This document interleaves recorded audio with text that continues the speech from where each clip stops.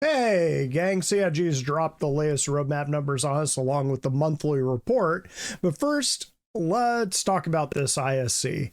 So with the latest ISC, obviously they're rolling out a good number of ships. It's funny because I was thinking about this last night before this came out, and if they were to drop 4.11 before Invictus, and there's an event for 4.11, which it certainly looks like there is with this Hunt the Polaris thing, then they could easily drop a couple of ships for 4.11 and then a couple more ships for Invictus. So right now it looks like we're getting the Starlancer TAC, the Grey Cat MTC, which is that little ground vehicle, the Mirai Fat Fury missile boat, which I think is the MX, and the Asgard, which is kind of a surprise one, and it looks like it is fat enough in the butt, at least in this little clip here, that it could actually probably hold a Tonk. One of the things that keeps the Tonk and the Storm from being held in most of the vehicles, one is their width, but it's mostly their height. Like, especially with the Tonk, with its big cannon, it doesn't fit in a lot of ships. So it looks like the Asgard is foregoing, honestly, the mostly useless 25 drop seats in favor of carrying one of the larger ground vehicles. And there was one that I wanted to show on here. This right here. I mean, that is the Prowler, right? I used to fly my Prowler a lot, but this looks a little different. I'm not sure if it's the camera angle and the fact that it's foreshortened in kind of a fisheye lens, but I'm wondering if they're rolling out something new in Tavarani for Alien Week in June. Let me know what you think. Anyways, I just want to say that up front that I just dropped that previous bid, and the workaround to their previous traditional 2-ship limit on Invictus is to drop some more ships for the 4.11 launch and then drop something for Invictus. So maybe, I don't know. Okay, so let's get into the latest from the roadmap roundup, and probably more importantly, the monthly report. So how's that for a long lead in? Let's get this.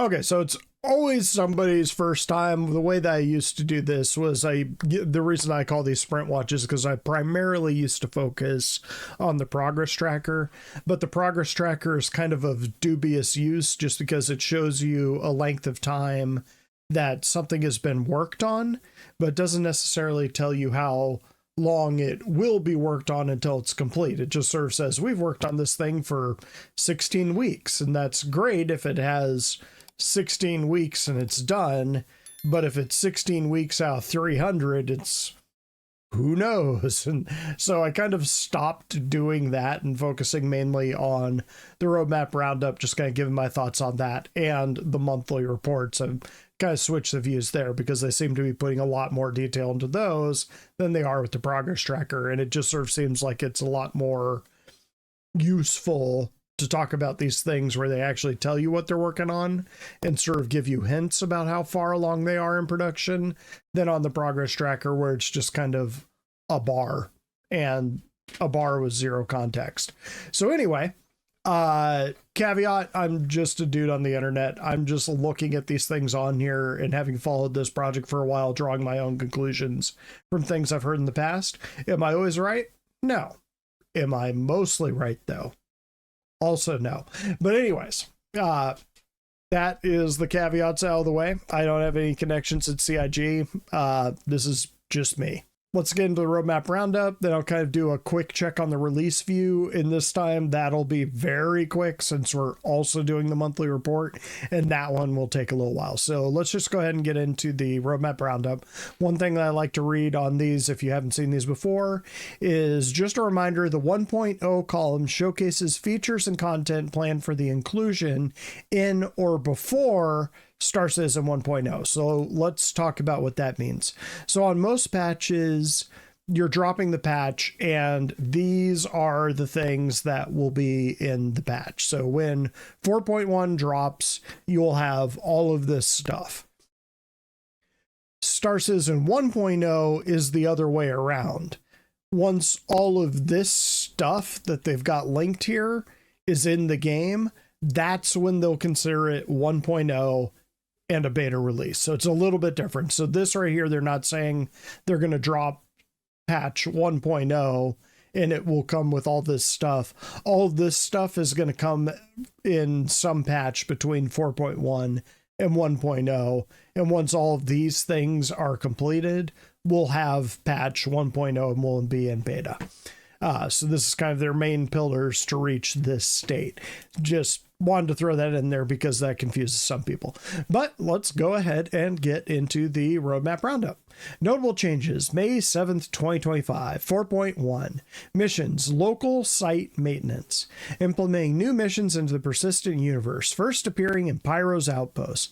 Players will be tasked with going to the location and fixing equipment with fuses and repairing pipes, RMC repair, with your multi-tool. So this is the SVC attachment for the multi-tool. I think that's what it's called, where you can do the little canisters, the tiny canisters of RMC just by running it over a wreck or something like that. You can turn it to spray mode and repair things. You'll be repairing things with that feature now. It's kind of the first iteration of engineering, so cool that is in the game. Shows very cool things to come. Mission, animal population control, enabling animal population control missions. This car has been moved committed. Sort of an interesting one. I mean, they've already kind of got clear Copion nest missions, so I'm not sure how this will be particularly different, but I guess we'll find out. Maybe it'll be huge hordes of them. Who knows? Mission, Hunt the Polaris, adding a new Fleet Week mission. A Polaris has been stolen by the Frontier fighters, and the CDF are tasked by the UE Navy to hunt it through the Stanton system, isolate it, and kill it. The mission will be offered rarely, can be shared, and will only have one active at a time. Once completed, a temporary stand-in reward will be given. Card's been set to committed. Obviously, this is the one that they're talking about in ISC, but I kind of hope they keep this going as a mission, even if they gate it with reputation or other missions, a lot like the I forget his name, the mission giver at Lorville, where you eventually fight the Idris. I wish they'd do it that way, just kind of make it ongoing rather than just available this week, which means almost no one will get to play it and big orgs will lock it down, would be my guess. New hairstyles. Adding 4 additional hairstyles with update 4.11, and I believe this was in ISC a couple weeks back, but they're kind of adding, they kind of did a bunch of funky hairstyles just to kind of test the mechanics and the actual feature itself, just to see if it could do these things. And in this one, they're apparently adding more quote unquote normal hairstyles just to kind of round out the whole thing. Volt SMG Quartz, a compact yet devastating firearm designed for those who need maximum firepower and minimal frame. So again, the Volt weapons, if you can kind of time it right, it'll turn into a beam weapon, but it overheats very quickly, but it does huge amounts of damage. So if you can kind of feather it in the right way, you can do a huge amount of damage for an extended period of time before it runs out of ammo. But kind of a cool mechanic, kind of a cool way to balance it out. I'm sure they're going to continue balancing the Volt weapons because they sound awfully powerful. Components, balance pass, balancing ship components and shield generators based on their class type. So you're going to see a lot of this in this year, I believe. A lot of balancing the ships, getting the existing ships to a point where they're all like, okay, these ships are doing the roles that we want them to. And then new ships will be brought in and balanced against those rather than just kind of the ad hoc way where they've just kind of been dropping a new ship into the game, seeing how people abuse it, and then dialing it in from there, and then having to deal with the accusations that they're nerfing a ship because people have already paid money for it and nerfing it to bring in some new game, when really it's just kind of putting the cart before the horse and releasing it before they balanced it out. Anyway, Wickelos special ships 4.11, adding the following special ships to Wickelos Emporium: Misk Starlancer Max, Aegis Firebird, Aegis Saber Peregrine, RSI Zeus ES, Zeus CL, Crusader Intrepid with top grade components. So we'll get to this a bit. Someone didn't read the monthly report when they wrote this, so we'll get to that in a little bit, but remember that line. These ships can be unlocked by bringing the NPC Wickelo a number of favors in exchange for rewards. And yeah, just in case you all want to stick around for the stinger there, basically they're going to do the top grade components separate so that people aren't farming these ships just for their components. Retroactively, 4.1, Armor with Horn and String. That's the one that you can get from Wickelo. Item Recovery Tier 0. This is the one where when you die, you're going to spawn and you're going to have most of the weapons that were on you. You may not have the stuff that was actually in your backpack, but you will have the stuff that was on your backpack or on your armor. This actually saved the Carnival a ton of time last week when we were doing Friday Fly Day. We were doing contested zone and had a couple people that got killed and respawned back at the med bed and were able to run up and meet us. And it took maybe 10 minutes, whereas any previous patch, it would have been like 30 or 40 minutes. We would have just been sitting here waiting for these guys to rearm, re-equip, fly all the way out there, and make it into us. So it really sped up gameplay, and it didn't get to the point where a couple people die and you're kind of like, okay, yeah, we'll call it for the night. We were able to play for like 4 or 5 hours just because of that feature. Anyway. Collision physics update. This is the one where they updated it that an Aurora slamming into a Polaris won't just auto kill the Polaris, which definitely cuts down on the trolling. Heavy fighter archetype balance pass, balancing heavy fighters' joint health, thruster power, and max speed.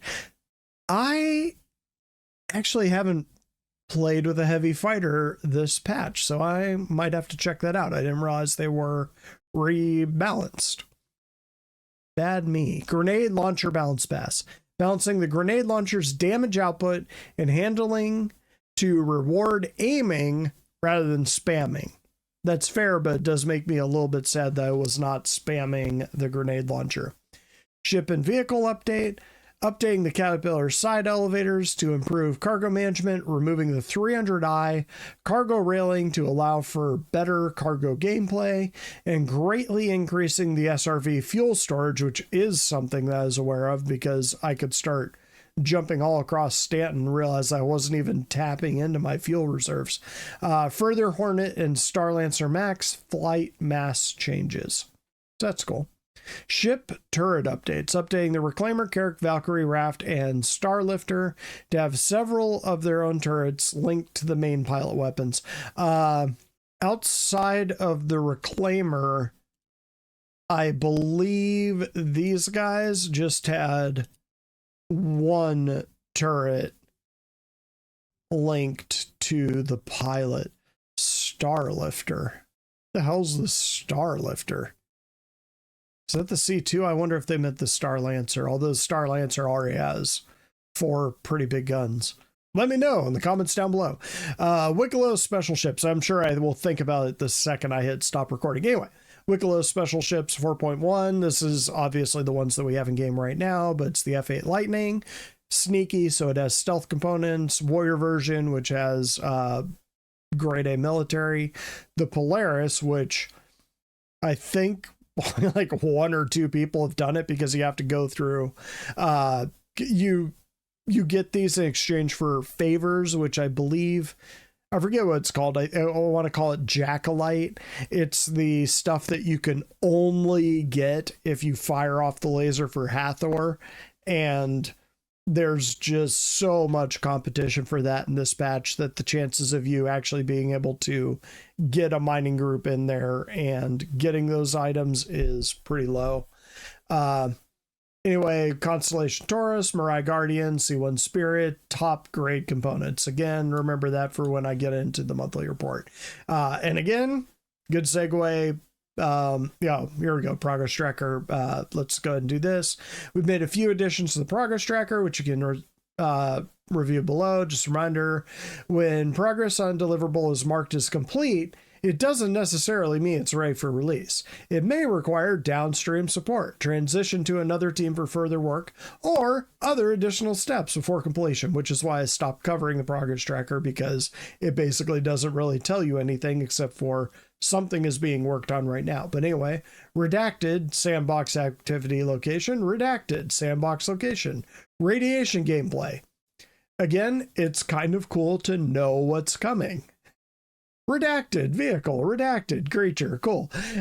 This is something that I harp on a lot. It used to be that there would be like one thing in a year that would be unknown.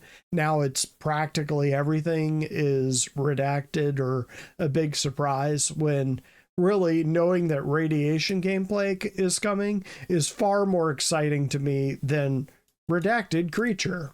Why is it a surprise? Just tell us you're working on it. Show us what you're working on. Let us kind of revel in the production, which was kind of the original idea of these shows, is that we would be sort of inside the room on the game development. That was where our sub money was supposed to be going. Anyway, let's push on to the release view. We got it here. Yeah, so here's the new hairstyle. So you can sort of see it's like high and tight, but just kind of normal hairstyles, which yeah, kind of cool. And then these are the ones that we got for 4.1. Again, kind of just almost like military hairstyles. I think those are Squadron 42, if I remember right. Armor with string and horns. It's kind of funny. Trying to think if there's anything too new here. It doesn't look like it.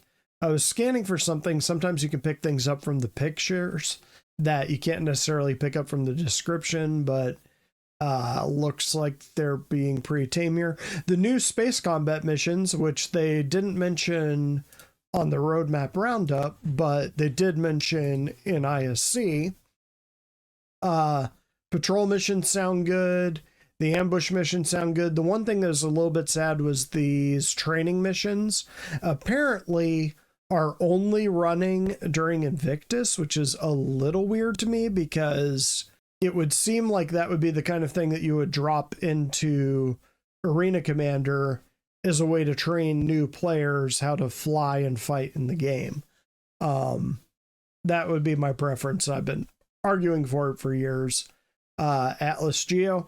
Rumors are we're going to be getting some Atlas, another Atlas variant. I would assume salvage, but people are leaning combat, and gotta admit, it's not completely ridiculous. Wicklow special ships, it's redacted, but then you've got them all down here listed, and then it has all the Wicklow special ships here, so you can sort of see them all there.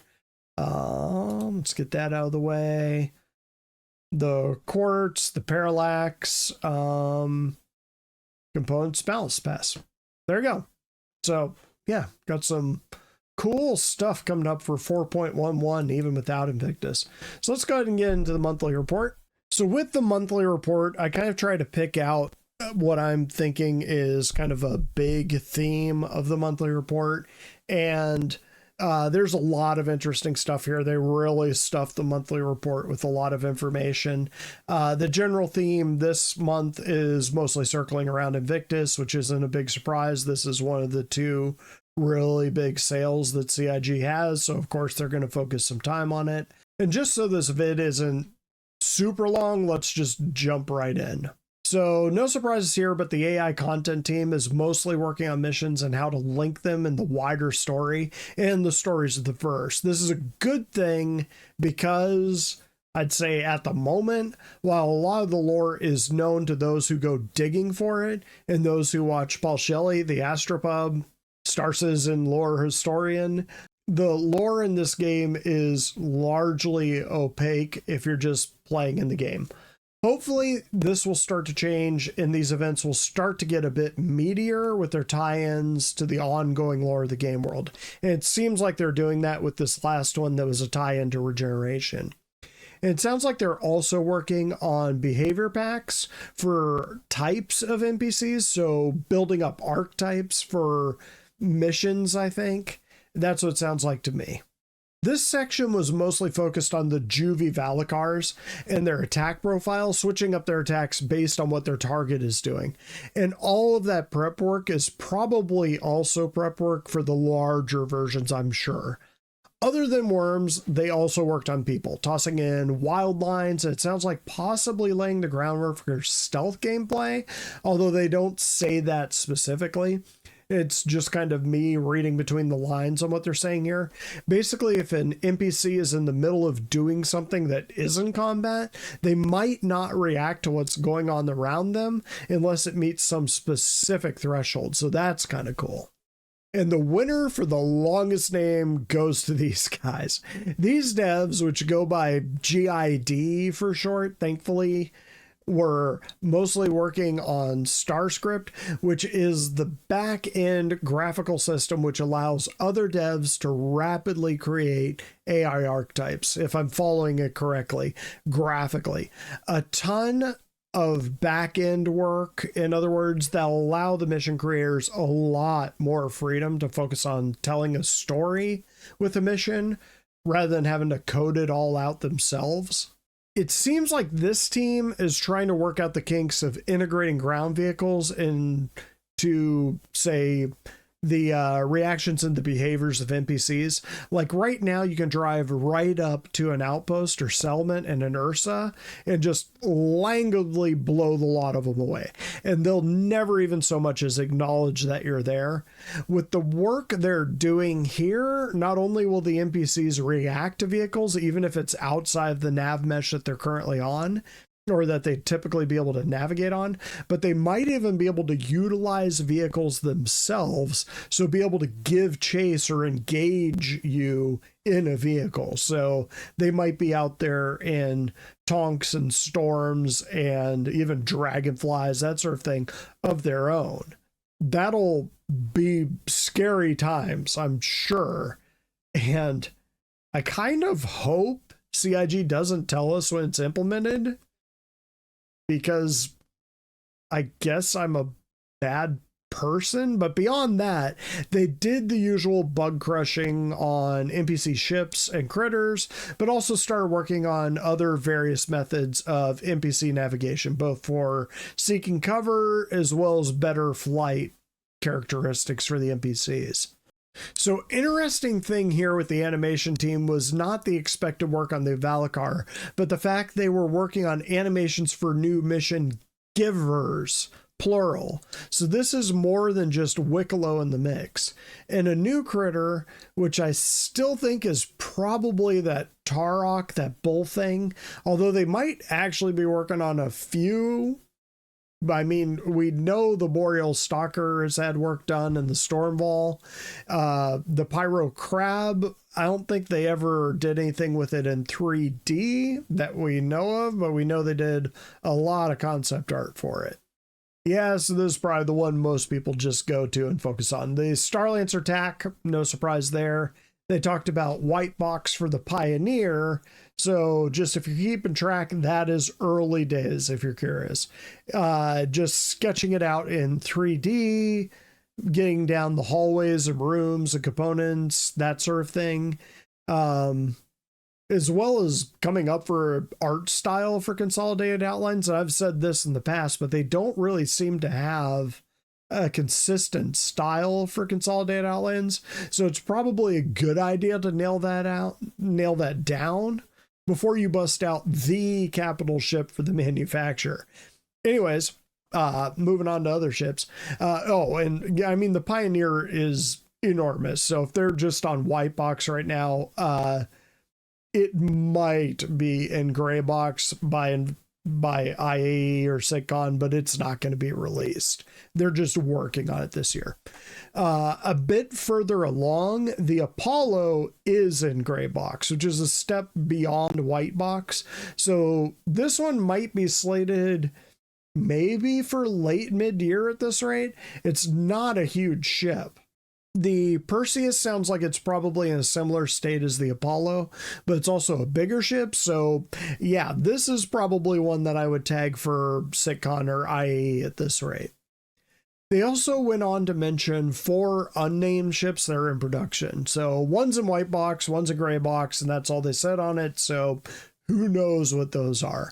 They also mentioned one that was briefly shown off in ISC, so that's almost certainly the Asgard, although they said it's progressing through concept, and the Asgard certainly looked like it was flyable, so yeah, maybe they're not talking about the Asgard, maybe something else is hidden in there.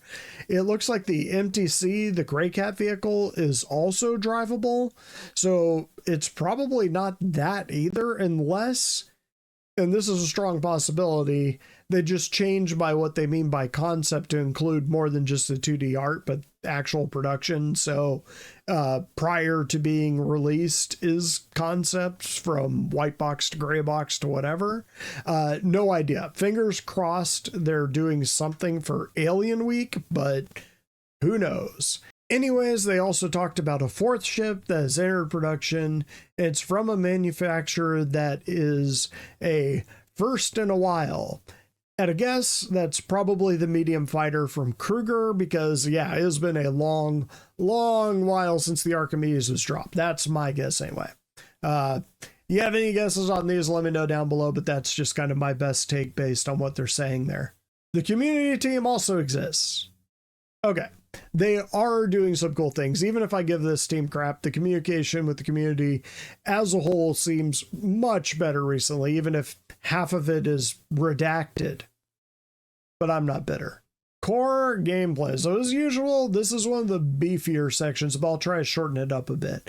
Lots of bug smushing from the sounds of it, along with a lot of polish of existing stuff. That's really the long and the short of it. It's worth reading through if you want to know specifics. They mentioned continue to work on FPS radar and scanning. Being able to ping things while you're on foot is what that means, so that's still in the works. Weirdly, it looks like they're still in discussion about what the final vision of the economy will be. So it looks like they might be stepping away from Tony Z's vision, much like they stepped away from Tony Z himself. Still, they're talking about a dynamic economy, so it might not be in the style that they were talking about a few years back. So hopefully we get an update on what their new vision of the economy is or what they're thinking, but it seems like that's what they're sorting out here. Man, missions are getting a lot of focus lately. Guess that makes a lot of sense since they're focusing more on polishing and getting things working this year. Missions are a low-hanging fruit and they can toss us players that kind of content pretty quickly. Just to keep us engaged in the game. No big surprise, but they worked and are working on the A and B storyline missions, as well as the missions that are going to be popping up shortly here in 4.11. Patrol missions, repair missions, that sort of thing. No big surprise here either. They were mostly focused on supporting Invictus, but it also sounds like they're spinning up support for the new missions, which also makes sense, I guess. A lot of script writing and I assume storyboarding for upcoming missions and events. But they also had a new NPC archetype, which I really hope is our first true in-game alien, or aliens, as opposed to a Wizard of Oz style floating head hologram. It looks like they're plotting out the storylines that we'll be playing for the rest of this year and into the next year, 2026. So it sounds like the online technology team was working on streaming things in and out more efficiently, particularly when it involved respawning in the medical bed. I'm not sure how, but it sounds like this greatly speeds things up without the system or the game having to wait for things to load in. I mean, it does seem like respawning is happening a lot faster in this patch. So yeah, good work online tech team, I suppose. The R&D team is still working on improving clouds, and they seem to be in a really good spot right now. There's been a few times when I've been flying down through the clouds lately where I've broken through that layer and actually paused just to take in the scenery. It kind of reminds me, I guess, of the first few years back when we first got Planet Tech, and people used to just fly around the moons of Crusader, and later definitely Hurston, just to see if they could find a particularly glorious sunset. In addition to clouds, this team is working on creating dynamic weather, although it's not real clear how close they are or how far along the tech is. Maybe this year, maybe next 10 years. Can't really say, but it's being worked on, so hopefully sooner than later. Beyond that, ground fog and fixing out the sun renders through clouds. Mostly this team was working on UI styles for various manufacturers and implementing them into existing vehicles. And they worked on environmental UI to support gameplay and storytelling. I'm not sure if that's contextual things like information on data pads or what. So I guess we'll find out. So VFX is a short one, but with a lot of impacts. They worked on VFX for weapons and vehicles for Invictus. No surprise there either, but it sounds like there's a big event coming up that'll involve locations, creatures, and weather. So big worm sign inbound, possibly? And gang, that's it for this one. Let me know what you think in the down below bits. Also, let me know if you like these longer form vids. I know a lot of content creators cover the monthly reports. So if you like my takes or you think I could improve them, let me know that too. Otherwise, I am still stubbornly sitting 30 subs away from 1,500. So if you watch this entire thing, do me a solid and click that subscribe button so I know people are actually watching this stuff, or at least watching to the end. Until then, catch you next time.